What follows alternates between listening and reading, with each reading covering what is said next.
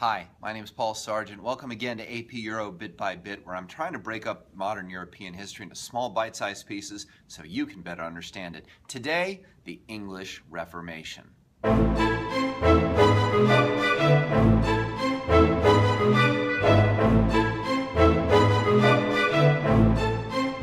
All right, so the English Reformation really centers around one person. We've looked at other Reformations, the Lutheran Reformation, the Calvinist Reformation. This one's very, very different because where those centered around people who had definite theological ideas, this one centers around a guy who wanted a divorce, Henry VIII.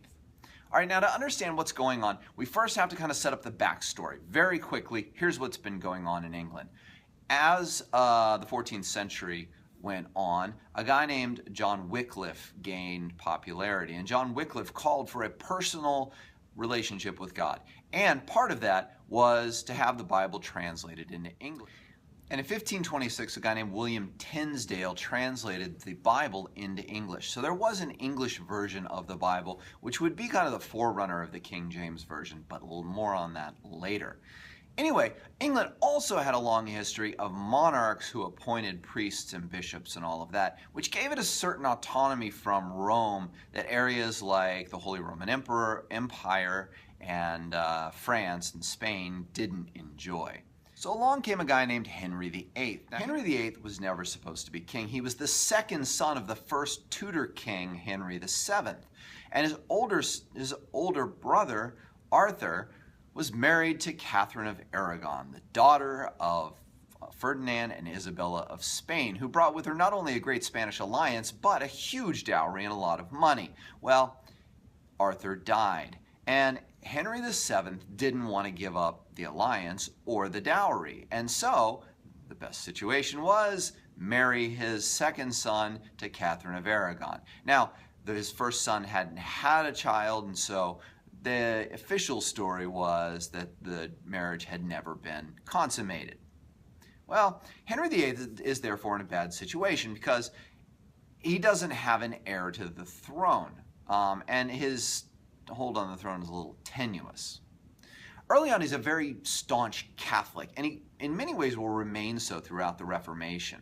But when Martin Luther challenged the church, Henry VIII published his defense of the Seven Sacraments, probably written by Thomas More, in which he fought against Luther and said that Lutheran ideas were completely wrong. For this, he got the title from the Pope of Defender of the Faith, which, interestingly enough, the monarch still holds today. Well, it was this marriage to Catherine of Aragon that became a problem because while they had one daughter, her name was Mary, they didn't have a son, and there was no real tradition of female monarchs. There had been one, it had caused a civil war during the Middle Ages, and so he was in a bad position. And he became to believe more and more that he was being punished by God for the sin of incest. By marrying his brother's wife, he was not having the child that he wanted. And so he started to look for a solution. Well, the solution presented itself in the person of a young girl by the name of Anne Boleyn. And they started seeing each other, and they started talking, and they started having a little bit of fun together. So he decided this. He was going to get a divorce from his wife, Catherine of Aragon. He was going to marry Anne Boleyn, and then hopefully she could bear him a child. Well, this was pretty much an easy thing to do. All he had to do was get a papal annulment on the grounds that his wife had actually slept with his brother and consummated the marriage. Therefore, that marriage could not have been annulled. Therefore, this one could never have happened. Therefore, finish this one. Well, that would have been all fine and good. However, in 1527, Charles V, who was the Holy Roman Emperor, went and sacked Rome and held Pope Clement VII a virtual prisoner, which would be fine if Charles V wasn't Catherine of Aragon's nephew, and he wasn't going to allow his aunt to be declared incestuous by the church, and so he told the Pope no. Well, this put Henry in a tough situation. So in 1533, a guy named Thomas Cranmer decided that the way to do this was to actually break away from the church itself. Now, by this time, things were getting a little bit tough because Anne Boleyn was pregnant, and that could be the heir to the throne. And so they had to push this thing through. And so, in a very English way, by act of Parliament, They declared a new church, an Anglican church, the Church of England, which would have the king at the head of it. The king would essentially be the Pope. Very quickly, that church granted an annulment of the marriage. Very quickly, that church went ahead and allowed Henry to marry Anne Boleyn, and very quickly, a lot of other things changed. Now, the official act in 1534 was the Act of Supremacy that put the king at the head of the church. And this then opened up a whole new set of possibilities for Henry, because not only was he now the head and could determine exactly what church faith and practice was, and he didn't change it very much. During his reign, the Anglican Church was very Catholic. It looked Catholic, it acted Catholic, and even though they didn't have 7 sacraments, they only had 4, it was pretty much the same church with a different head.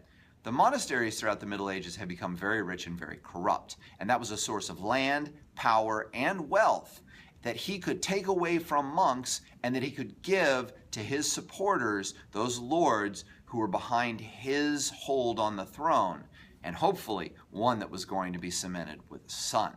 Well, this all went over well and good. The monks weren't happy, but the people who got their land were. The one that famously came out in defiance of Henry VIII was Thomas More, the very person who had written the defense of the Seven Sacraments.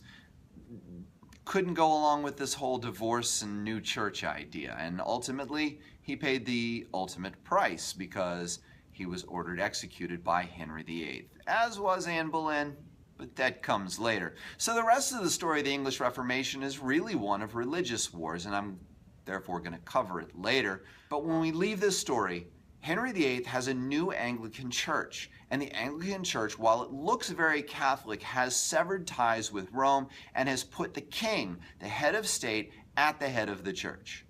And that's the English Reformation. Now, it's going to go back and forth a few times, but, like I said, more on that later. For now, my name's Paul Sargent. This is AP Euro Bit by Bit, and if you're enjoying these videos, please subscribe to my channel so that you can be notified when new videos are posted. Other than that, I hope you enjoyed it. Have a great day.